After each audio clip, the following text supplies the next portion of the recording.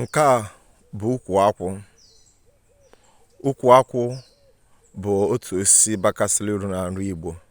A na-egbute akwụ na ya, a na-etekwa ya nkwụ. Oyele anụnwa a na-akpọ Ịkoro Nkwu bụ oyele ebe esi wee tegasị nkwụ n'oge gboo.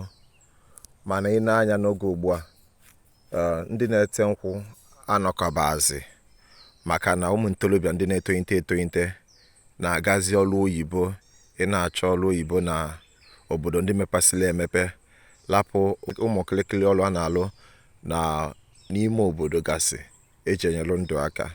N'oge gboo, ndị na-ete nkwụ a na-akwụnyerefe ugwu n'obodo maka na otu obodo si wee dị. Nkwụ bara uru n'ala Igbo. Eji nkwụ akwa ozu, eji nkwụ anụta nwaanyị, eji eme mmemme dị iche iche. Ọ ya ka eji ndị dị ochi bụ ndị na-ete nkwụ ji wee nwee ugwu n'obodo. Mana kịta nkwụ dị iche iche pụtasị, adịghị ejikebezi, a na-ejizie ma n'ọka ebe ọ pere mpe dị. Ọnọdụ ite nkwụ echigharibe, ofube ogo dị elu aka na-etekwa ya ka esi eti ya n'oge gboo, maka na ụmụaka kịta, ụmụ ntorobịa kịta enwere ọchịchọ obi ite nkwụ. Nke a bụ Ịkoro Nkwu. Ahụrụ m, nụ ma see. Ine Ịkoro Nkwu anya, kedu ihe ị hụrụ?